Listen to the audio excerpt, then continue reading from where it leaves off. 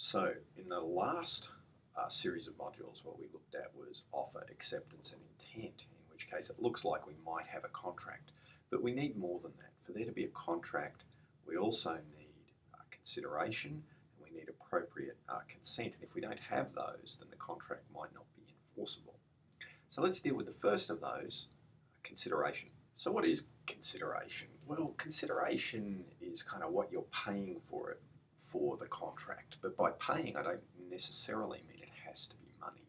In fact, consideration can be many things, and as we'll learn, it might even be something that you value greatly, but you must have something that's being done or exchanged. And we have these really quite fine-grained rules about what is enough and what is not enough. A little bit complex, but hopefully by the end of this you'll have a bit better understanding. So consideration is about the price paid as part of the contract. And if a party doesn't pay a price for the contract, then it's not considered a contract. It's considered a promise. Without that consideration, it doesn't become legally enforceable. And that's why it's central to contract. Now, having said that it's the price that you pay, it doesn't necessarily have to be about money. So it can be about money, or it can be you providing goods, or it can be you providing services, but it can even be things like refraining from doing something. So you're not going to do something, or promising to do something that has an onerous element around it, or some combination of those things. So as you can see, there's no hard and fast rules to determine what consideration is. As long as it's got this element of price about it, as long as there is some onerous intent on you, and it's not just a flat promise that you've gotten, that you actually have to give something in return. And that giving can include, as I've said before, refraining from doing something. So it's that combination of things about the onerous nature and it being done as part of the contract that becomes important. And you can see it in this simple example here. If someone just promises to give something to someone, say a pizza oven here, I don't know why a pizza oven, but anyway, if you promise to give the pizza oven, then that's not legally enforceable, right? Because there's no consideration moving from the other party.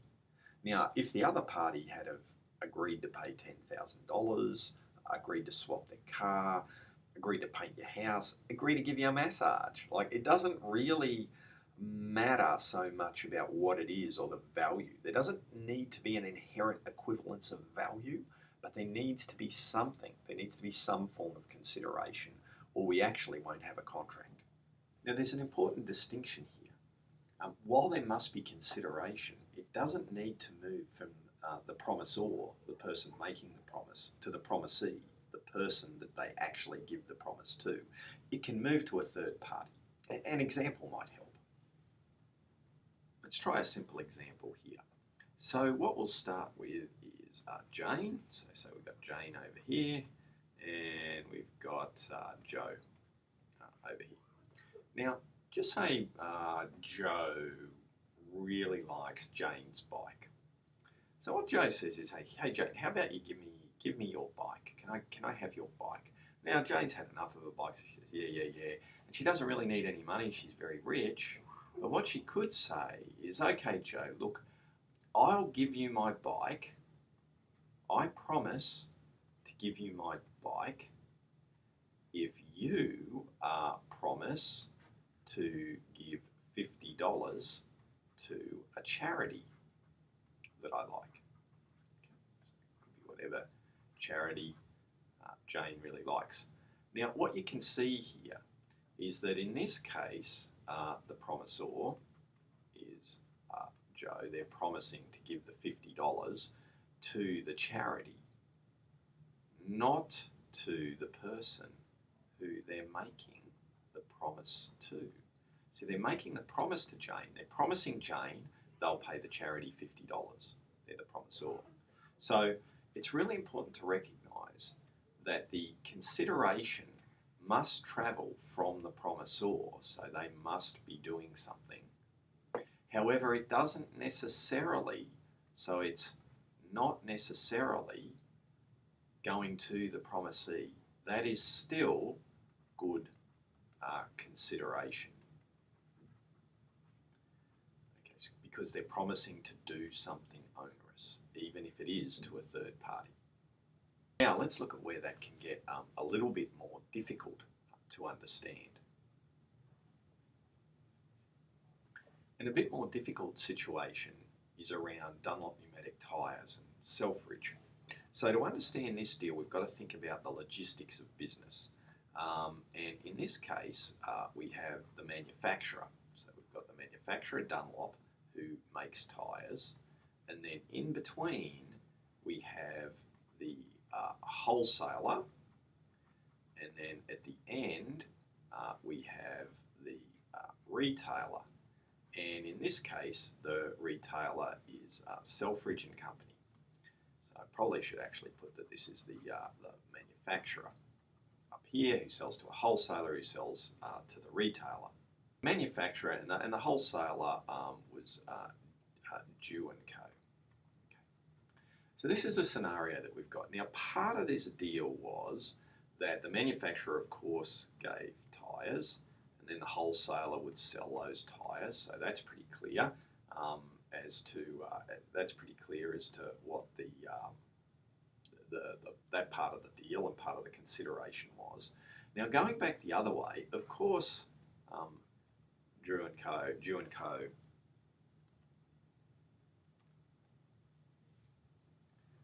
Going back the other way, of course, Dew and Co. Would pay money, but they also made an undertaking or another promise, okay, which we'll call this undertaking, and that was that they wouldn't discount. So an undertaking not to discount the product more than, so the discounting would be less than 10%, okay? Not to discount 10% or more. And Dew and Co. then did the same deal with the retailer. So the retailer would have to, of course, pay for the tyres, but they also had an undertaking which was exactly the same, no discount greater than 10%. So no discount greater than 10%. It's the same as not to discount 10% or more. It's probably a bit clearer. Okay, so this is the situation that we've got in place. And what actually happened? Well, S discounted more than 10%. So they breached this undertaking. What's really interesting here, though, is it wasn't Dew and Co. who tried to stop them. It was Dunlop. Right? So now Dunlop tries to take an action against Selfridge, saying, "Look, you didn't have this undertaking here. You haven't kept up your part of the bargain for buying the tyres." And what did the court actually find?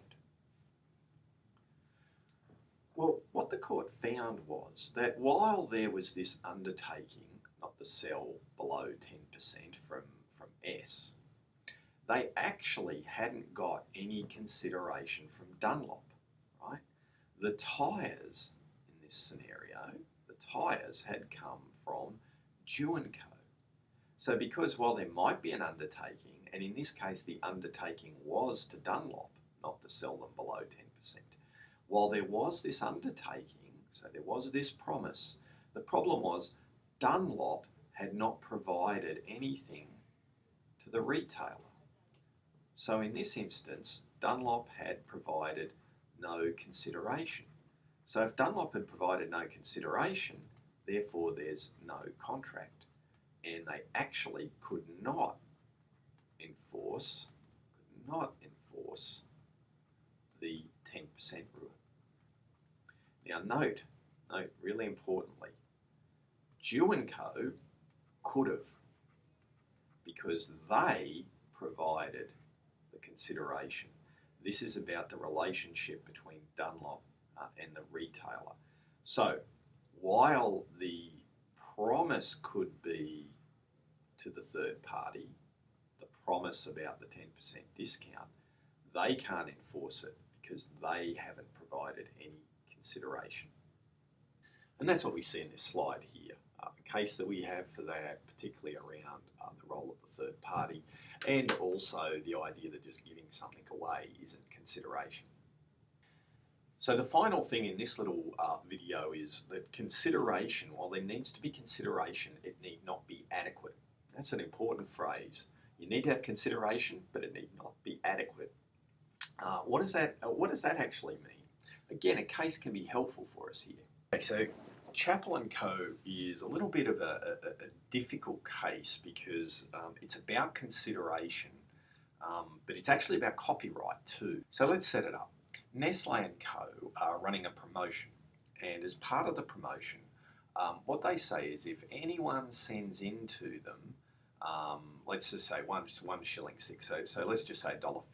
No, so it's not really the amount because they were using shillings, but send in $1.50 plus 3 chocolate bar wrappers. So if you do that, if this is you, the consumer, if you send them to Nestle, Nestle will send you a record. Well, let's say a CD is what we'd have the equivalent of today. So that's the deal. So obviously they're trying to get you to buy the chocolate bars, and if the chocolate bars are $1.50 each, you've actually got to buy $4.50 worth of chocolate bars plus your $1.50, right? So really, to some degree, you've got to spend $6 to get your record. You can see the deal here. This is the promotion. Now what happens is that Nestle gets sued for copyright infringement.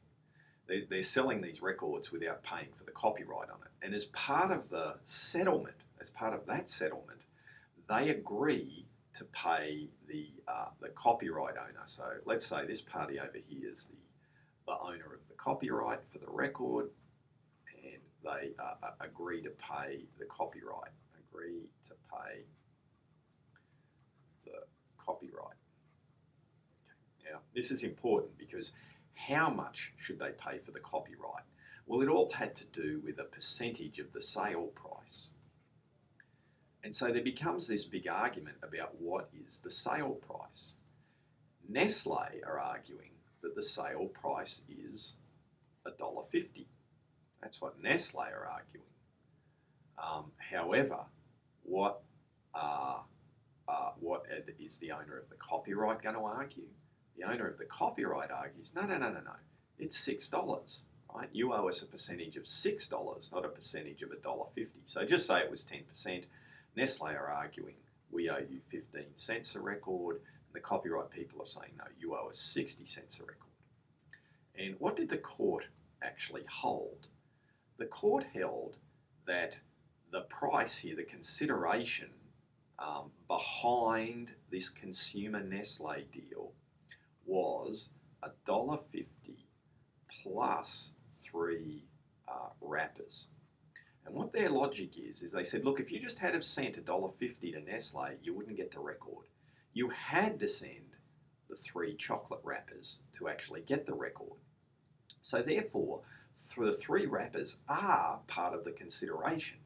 Now, while 3 wrappers are inherently worthless in and of themselves, what it actually meant is that you had to spend this $4.50 up here to buy the 3 chocolate wrappers.